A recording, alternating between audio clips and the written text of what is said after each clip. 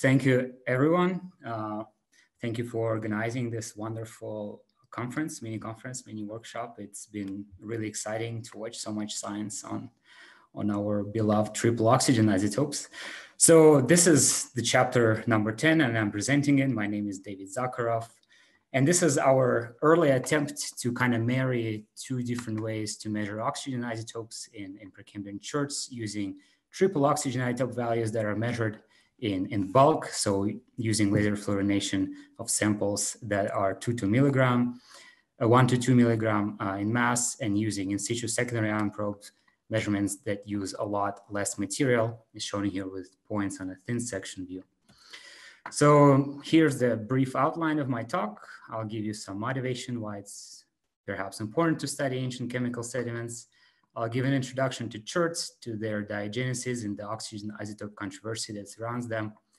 And then I will go into the methods, how we combine the in situ oxygen isotope measurements with the bulk measurements, and I'll go into a discussion of the results. So for the motivating slide, I'm showing here the solar luminosity, its evolution through time, 100% being the modern day value. And if we see for majority of the Precambrian time, the solar luminosity is such that it would have put the surface of the Earth below the freezing point of water. Of course, we know that the atmospheric content has varied. And on top of that, we know that the glacial episodes have been only sort of ephemeral feature of the geological evolution. However, the temperature of the Earth's surface remains largely unconstrained, and this is why it's important to study temperature-dependent fractionation of oxygen isotopes. And so to say, it has been used somewhat successfully for at least the Cenozoic, shown here with the famous delta T0 curve of Marin-Carbonates. So you see the scale here is from 0 to about 60 million years ago. So the delta T0 value of carbonates can be translated to the temperature of the seawater.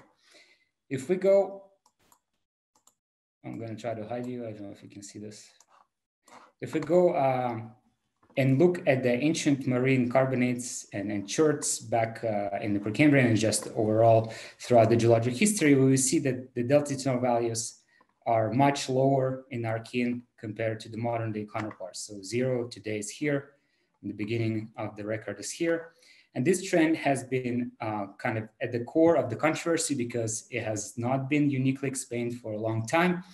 So one hypothesis involves much higher temperature of seawater back in the day, up to 70 degrees Celsius in Archean, and the slow and steady cooling of seawater through time. Alternatively, you can just shift the composition of seawater. Its delta T0 becomes lower through time, down to 15 per million lower than modern day seawater. Alternatively, on top of all this complexity of interpretations, we see that within each formation, we have a large scatter, oftentimes exceeding 10 per mil. And this scatter and overall resetting of oxygen isotope signature has been invoked, explaining this trend. Thus, diagenetic alteration prevents us from reconstructing both of those proxies. So now I'll outline how cherts form, what we know about them. So in the Phanerozoic and generally modern day cherts precipitate via precipitation of dyed diatoms and radiolarians, whose exoskeletons or tests made out of opal and silica. So opal and silica is water-rich amorphous variety of silica. And so when those critters die, they make up siliceous ooze that upon diagenesis and burial convert to opal CT, semi-crystalline, still water-containing variety of silica. And upon further diagenesis, it finally becomes microquartz, the stable variety of silica that composes cherts as we know it. And cherts, I should say, is 90% silica dioxide. So in modern day ocean, only a few ppm dissolved silica is used by radiolarians and diatoms. So it's a biotically mediated process. In the Precambrian, before the advent of these critters, the cherts likely formed via abiotic direct precipitation. There's still a lot of chert in the Precambrian. And so it's commonly envisioned that the amorphous precursor was precipitating directly.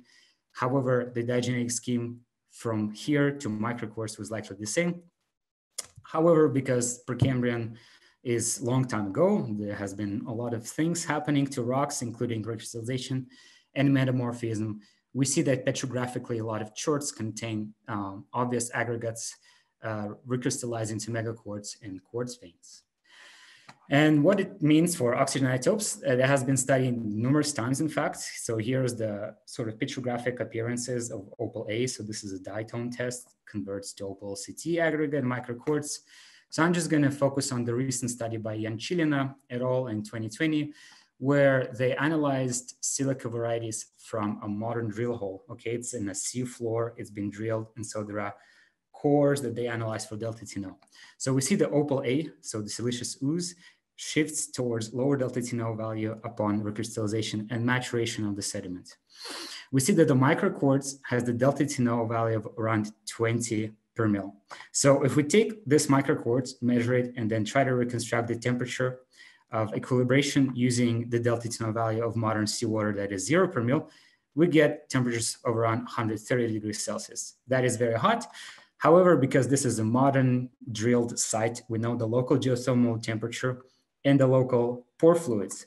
The temperature is around 70 degrees Celsius and the pore fluids are -5 to -4 in delta T0 value. It's kind of important to know what fluids and what temperatures are during diagenesis of quartz in order to interpret the original marine signature. So when we go in the Precambrian and in Archean, I would first of all like to thank the early researchers that really contributed a tremendous amount of work to, first of all, putting forward this trend and then attributing interpretations. Very thought-provoking papers are listed here. And if we look at the Archean formations, many of them are kind of complex, both on the micro and the macro scale. On the scale of outcrops, we see a lot of evidence for deformation, some in situ deformation, some obvious recrystallization. Many cherts have been proposed to form via deep water diagenetic rocks that are associated with Benedive formations. Some, like the chert shown here, is proposed to form via shallow water diagenesis. A lot of cherts in Archean seem to sort of be associated with hydrothermal processes. And as evidence on the outcrop scale, it's common to find cherts in form of dikes that cross-cutting volcanic rocks, and the volcanic rocks in turn are silicified. So many cherts are interpreted to be silicified precursors because they contain pseudomorphs that are replaced by quartz now. And because of this textural and outcrop heterogeneity, it became more and more popular to utilize secondary ion probe measurements. So secondary ion probe instrument is shown here at my hosting institution. From now on, I will be referring to it as SIMS, secondary ion mass spectrometer. And the measurements produced by this instrument are from very tiny spots. They're 10 to 20 micron in diameter, shown here on a grain of standard used in this study. This is a grain of quartz. And in addition, it gives us ability to produce delta 18 and delta 30 silicon measurements. And that has been used previously to sort of navigate this seawater evolution through time. However, there is an increasing abundance of studies showing how texturally and isotopically complex cherts are. Here's a recent study by Kamak et al. 2018 showing over 10 per mil heterogeneities on the micro scale. This is, I think, I think it's 50 microns. No, sorry, I think it's 100. In other studies by Marin-Carbonne showing here density distribution of delta T0 values within each sample. So each curve shows different samples showing that the span is over 10 per mil. And here are some other samples showing silicon and oxygen isotope values also varying within a wide variety of values, sometimes textually corresponding to some petrographic affinities and sometimes not for different isotopes. So all of this is pretty complex for interpretation. However, the core of this talk is the triple oxygen isotope measurements. And I thank previous presenters for introducing the concept and the temperature-dependent fractionation. However, here I'm showing again the figure from Wasbrock. So the theta value is temperature-dependent, and it's basically a ratio of ratios. So it's a ratio of fractionation factors for 17O and 18O. And so plotted in this diagram, which I'll be using quite frequently, where delta T0 is linearized and capital 17O is expressed as an offset with respect to reference line with a slope of 0.528. So we see this beautiful relationship between the water, the equilibrium water at the equilibrium silica, and its temperature dependent shown with this curve. The numbers next to the curve, to the tick marks, represent degrees of equilibrium fractionation. temperature in degrees Celsius of equilibrium fractionation. And we see this beautiful temperature-dependent fractionation. And thanks to previous studies that have already addressed triple oxygen isotope variations in cherts, we see that the delta TNO value in their data set is sort of representative of the trend I showed in the beginning of my talk. And the capital delta 17O values are sort of mirroring the same trend. From now on, we will be looking at the plot like this. And the charts are shown here as compilation from all the studies, and they're color coded by the age, Archean being in red, and modern day samples or recent samples being in green. And so what we see here is interesting, because the charts cannot be explained by a single equilibrium fractionation line. So it's difficult to rule out that just the seawater temperature was the only difference in the evolution of Precambrian charts. We also see that most samples plot under the equilibrium fractionation curve, and it's significantly scattered. And so besides the higher temperature, it could be proposed that the lower seawater could have involved precipitation of Archean charts, or meteoric water, as previously suggested and shown here with the mixing line, could have invoked this the scatter of the values. So does it mean that we're back where we started, where we basically cannot interpret if it's high temperature of fractionation, different delta TNO of seawater, or recrystallization in presence of low delta TNO and positive capital 17O meteoric waters? So this has been kind of put nicely together in these previous publications, where they varied these initial parameters using sort of a statistical approach, where things could have been varied multiple times. And essentially that's a Monte Carlo approach, where the solutions are recalculated for a range of input parameters, which were delta TNO of seawater, its temperature, temperature of diagenesis, and the delta TNO value of the fluid that invoked alteration. And so the results shown here with a 2D density distribution of the output, the real world data of charts is plotted here. And we see that in fact, we are expected to see a big value, a big range of values, even though if the seawater composition didn't change significantly. And increasingly often it has been put forward that the diagenetic crystallization has invoked the scatter that in fact cannot be used to trace the evolution of seawater. And this is just one of the panels in Singupta et al. In the recent paper showing the effect of diagenetic recrystallization at different temperatures and different water rock ratios. And so the final kind of introductory thing is that a lot of Archean samples come from the greenstone belts, and the greenstone belts is a bunch of greenstones, which is altered basalts.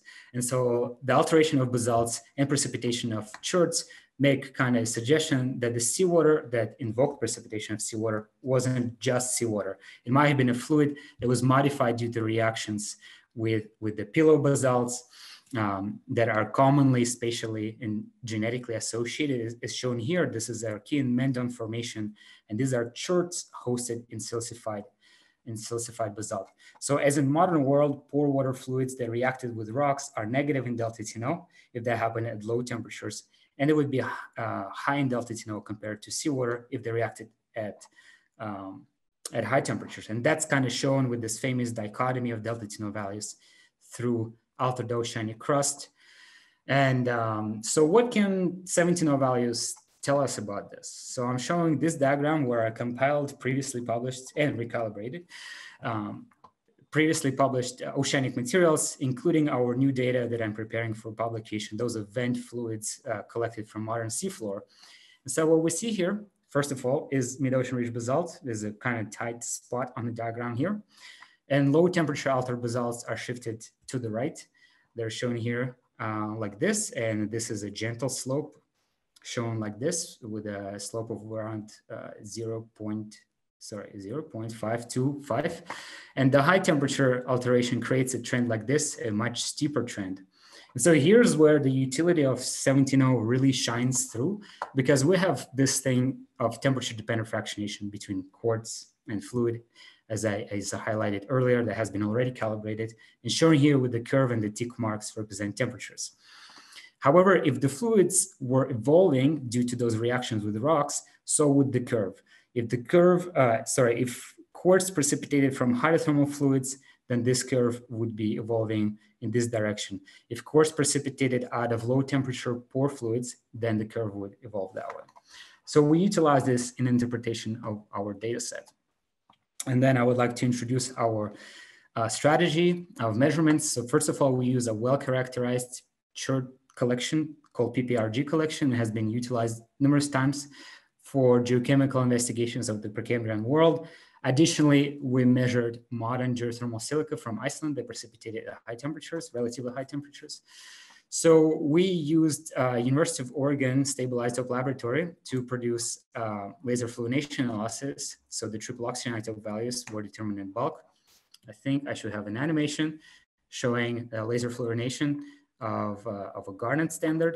We also determined water content and hydrogen isotope values. And then we combined the values because they determined on the same set of samples, combined those with previously published values of delta TNO measured by SIMS. We also provided some values of silicon isotope measurements from previous publications. And in addition to that, we combined the values of trace elemental concentrations determined from the same SIMS spot. And in addition, we remeasured some of the values for oxygen isotopes using the Swiss SIMS Kamika 1280 HR at the University of Lausanne, my current institution. And on top of that, we provided Raman spectroscopy of organic matter, which is I later explained, provides an estimate of the thermal maturation of chert. So here's the collection of cherts that we use in our study. So it ranges from 3.5 billion years ago to 1.9. So we have a focus on the Archean samples. We have samples from Pilbara Craton. We have the Barbiton Belt cherts, Buck Reef and Mendon. And another thing that I would like to say, that besides trying to reconstruct the temperature of the oxygen isotope values of Precambrian seawater, it's important to study these formations because they host some of the earliest evidence for life, either in form of organic matter or in form of actually preserved. These are the earliest preserved fossils known in the 1.9 billion year old Gunflint Formation from Animike Group in Canada. That is arguably the best preserved samples in our collection. So now onto the data. Here I show the comparison diagram. So the delta TNO value determined by bulk on the x-axis, on y-axis are the values determined by SIMS. So the point here represents the average value determined by SIMS. However, the vertical range, so the vertical error bars are actually SIMS ranges. So they show the maximum and the minimum values measured within one sample. As you see, the scatter is significant within certain samples. And this is the one-to-one line with the also with the linear regression and confidence intervals shown here with the dashed lines. We see that a lot of samples are in pretty good agreement with this one-to-one line.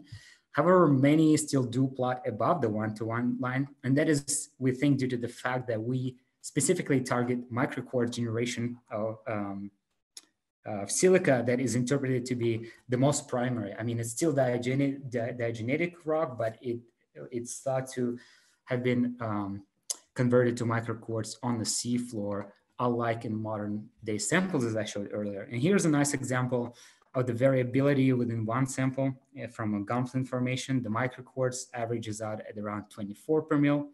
However, this recrystallized aggregate of chalcedonian megaquartz spans in delta TNO values between 22 and 27 per mil. Here's another example of a sample from, again, Gunflint formation. The microquartz and chalcedonian kind of make up this nodular matrix and has average delta TNO value of around 25 per mil. However, that is obviously recrystallized granoblastic aggregates of megaquartz that have delta TNO of 18 per mil. They scatter between 17 and 19 per mil. And these are really difficult to see by naked eye. Even if you try to separate the best preserved sample, inevitably some of this will end up perhaps in your laser fluorination chamber. So what does it mean for the laser fluorination? It means that we're actually getting a very high precise value that we can then use for triple oxygen isotope measurements. We cannot do that for SIMS because the triple oxygen isotope measurements by SIMS are limited by relatively high, by the precision, plus or minus 0.1 per mil usually. However, we preserve this nice spatial complexity of delta TNO values as shown here just just as a cartoonish example. And in addition, we assist our interpretation in the chapter. I will not go very in detail in this presentation. We assist our interpretations by using trace elemental concentrations. The point here are color-coded by the aluminum and titanium content. And on the x-axis, we have delta TNO, and on the y-axis, we have silicon isotope values. And as I said, gunflint is one of the more preserved sample, and we see that the trace elemental content is low, and the silicon isotope values are mostly positive. However, in the Mendon formation that we sampled the most, we see that there is a scatter, significant scatter in silicon isotope values, and some of the samples contain very high trace elemental concentrations. So now we're looking at the triple oxygen isotope data. So here I compiled the data from previous publications, and I thank them for making it available. And on the x-axis, I'm showing here the seam spread measured within our samples, and the larger symbols show our values. As you see, some of our values, in fact, have some of the highest capital 17 values, although there is some other samples that are even above that. And to address the accuracy of our measurements, we ensured kind of having the best possible calibration scheme. We used the recently proposed silicate standards that were calibrated on a SLAP VSMO scale by Sharp and Wasbrock in this volume. And you see, if we use 1 or 2 point calibration, the general difference between the values is not so significant, that is not affecting our interpretations. And now, so here's the point. In this talk, I specifically wanted to try to address, can we pull apart the original and the secondary features recorded in cherts, assisting our interpretations with SIMS measurements. So first of all, we're looking kind of at the primary signatures. And I separated the values into A and B panel, A being the Archean samples and B being the Paleoproterozoic gunflint formations. In the previous publications, in fact, filtered by the formations that were compared here. So first of all, I would like to show you that our values plot actually near high temperature equilibrium with modern day seawater solutions at around 150 degrees Celsius. And in fact, because of a lot of geological interpretation and the silicon isotope data and the trace elemental data suggests the contribution of vent fluids, we in addition show here the possible field of hydrothermal silica precipitates, and the parental fluids are shown here with the blue field that is shifted towards the composition of mid-ocean ridge basalt due to the high temperature reactions. So we see there's a lot of scatter, and most of the samples are actually negative in capital 17O compared to the modern day equilibrium fractionation curve, some of which could be explained by participation of the vent fluid in high temperature precipitation. Contrary, in Paleoproterozoic gunflint formations, well, first of all, we see a nice distinction between microquartz and megaquartz in delta TNO values. In the microquartz that we certainly interpret as the early population of quartz overlaps nicely with a lot of our samples measured for triple oxygen isotope measurements. And in fact, they plot near the modern day equilibrium fractionation line. So here I show the kind of pore water fluids that are a little bit lower in delta TNO, as I introduced in the beginning of the talk. And the temperature of fractionation then would end up at around 60, 70, 80 degrees Celsius. So what about the secondary processes that could have shifted the values and scattered them? So first of all, I would like to point out that cherts are monomineralic rocks. They don't have other minerals, or maybe they do, but it's very difficult to separate them apart to establish the temperature of oxygen isotope equilibrium. That's why we use the Raman spectroscopy of organic materials, because as you have an organic molecule, upon its thermal maturation, the Raman shift and the spectra would change based on the temperature. So this is basically the recrystallization temperature, potentially indicates the temperature of secondary quartz. And we see for the Archean samples, the range of temperatures is between 300 and 360 degrees Celsius. And so if the scatter here to the more negative capital 17O values is attributed, in fact, to the secondary recrystallization, as pointed out by previous researchers, then it is possible that the 300 degrees Celsius component would be actually even lower than the vent fluids, as one of those potential compositions of silica is shown here with the dashed gray line. And some mixing curves, I mean, you can reconstruct many of them, are shown here towards the lower temperature of recrystallization, the lower limit, of recrystallization. In addition, I showed here the question mark. Some of you might ask, what is that about? So because of the positive silicon isotope values that indicate the most pristine marine contribution, maybe some of the samples would have had the values in triple oxygen of space like this. However, we don't have samples in our collection like that. And in addition, in some publications by Noth and Lowe from 2003, they have a nice paper describing that some of the Archean cherts, if you spend a lot of time on the outcrops, you will find the delta TNO value that have 24 per mil. So that's why I'm showing this general scatter that could be attributed to the initial precipitation from vent fluids and recrystallization in presence of the low capital 17O fluids. So what about the more preserved, the easier to interpret gunflint formation? Because we have nice distinction between microquartz and megaquartz. The megaquartz has lower delta TNO values, and that's why maybe we have a mixing lines like this, because some of our values in capital 17O values didn't shift significantly, but their low delta TNO values approached the composition of the megaquartz. And then recrystallization temperatures indicated by Raman spectroscopy can indicate what equilibrium fluid would be.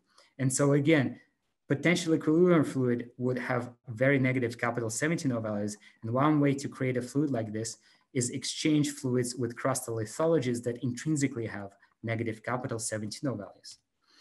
And in addition, we have some evidence from fluid inclusions hosted in Archean cherts that indicate recrystallization at high temperatures. So pulling apart and generalizing our model, let's consider the origin of primary marine silica. So here I'm showing the potential contributions from marine vent fluids. So those that exchange with mid-ocean ridge basalt, showing here with pink, and pore fluids that reacted at low temperatures with the sediments. And then we show here with the curves temperature-dependent fractionation between silica and water and different temperatures. And then we show what we know about modern world. So here I show previously compiled silica compositions. So here's oceanic quartz from our earlier publication that extracted from high temperature altered oceanic crust, indicates crystallization at 345 degrees Celsius. Then we have the Reykjanes silica scale that precipitated in the pipelines of a geothermal plant in Iceland at 188 degrees Celsius, and its triple oxygenator value agrees pretty well with that signature. And then we have a low temperature cherts precipitates. And we see that our cherts from our collection are not so different from these compositions that are proposed by different styles of precipitation. In fact, Archean cherts somewhat overlap with the silica scale from Iceland. And because previous publications outlined the general trajectory of Archean seawater, if it changed the delta TNO value in time towards significantly lower values, then its capital 17O values would go that way. And we see that none of our samples represent such a shift. Further, if we look at the global compilation of cherts, again, I'm compiling here previous contributions, again, color-coded by their age. If we take the most evolved hydrothermal vent fluids and its precipitates, shown here with the line 1, we see that a lot of samples are still left below that line in 17O. So how can we explain this general scatter and very negative capital 17O values? So one proposed way would be interaction with meteoric waters and crystallization of chert in equilibrium with meteoric waters. And here I show a bunch of compositions, but kind of in a way of showing a grid that emanates from meteoric waters between 0 and -15 per mil. Those are the most common compositions of meteoric waters on Earth today. And we see that the temperatures required in order to cover this field, even if we produce some mixing lines between primary and secondary cherts, would invoke recrystallization at rather low temperatures between 55 and 5 degrees Celsius. However, to further low the capital 17O values of diagenetic fluids, for example, that involve recrystallization and mixing between different generations, as we outlined by Sims values, we could react these fluids at low water rock ratios with the crustal rocks. And as I said earlier, the crustal rocks are intrinsically lower in capital 17O. And then that would permit some compositions that precipitated at higher temperatures. And that would cover the majority of our field. And last thing I'd like to say is that the solubility, of course, is temperature dependent. And to dissolve a significant amount of silica in a fluid that is only 55 degrees Celsius and to recrystallize it completely, that maybe is less realistic than recrystallization at higher diagenetic temperatures, or perhaps temperatures of metamorphism as indicated by our Raman-assisted study. And then one of you, or many, or all, would ask, what about changing seawater composition? I'm going to spend not a lot of time here, but basically we took this moving box version of the box model of exchange oxygen in terrestrial hydrosphere. We mostly looked at the processes that are controlled by hydrothermal alteration and submarine continental weathering, because those account for most of the fluxes, more than 93%, I think I calculated. And then we did the Monte Carlo probabilistic approach, calculating the field of steady state solutions that are shown here. So we varied the modern day parameters to the 200% of their value, and we got a cloud like this. And it's important to say that other terms in this box model, such as subduction, is a lot harder to predict how they evolve on the geologic timescale. So we see that the seawater composition likely didn't change significantly, maybe within plus or minus 4 per mil in delta TNO and plus or minus 0.3 per mil in capital 70 TNO value, if we take the modern day terms from here. So our generalized interpretation of particular of our collection, what basically Sims told us is it's important to have a good collection, a well-described collection to interpret your capital 70 TNO values. The Archean cherts, in fact, might have precipitated from a higher temperature solutions that might have represented mixed vent fluid seawater solutions. And not just me suggesting it on a triple oxygen isotope basis, but also because there are numerous studies suggesting that based on trace elemental data and the field observations. The Gunflint cherts, they in fact record potentially a shallow marine diagenesis at temperatures of around 80 degrees Celsius that is quite similar to the diagenetic maturation of modern day seawater. And none of those, in fact, require a significant shift in the oxygen isotope value of seawater through time. And that brings me to the conclusions.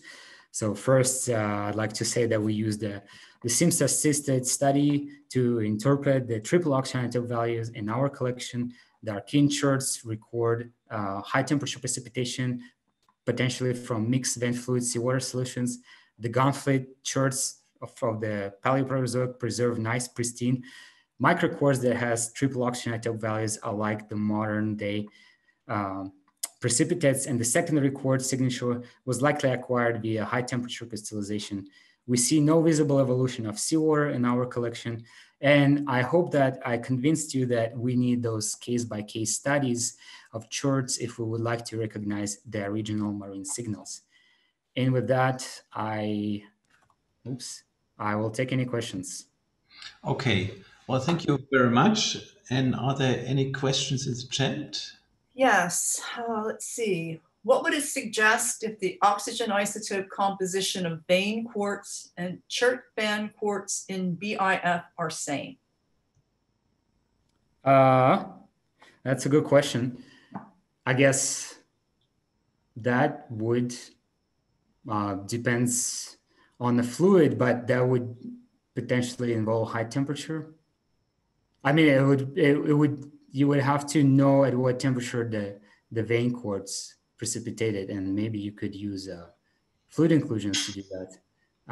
But I would say that such homogeneous composition would perhaps involve high temperature recrystallization and water and rock dominated fluids. But that's really case by case study, I would say.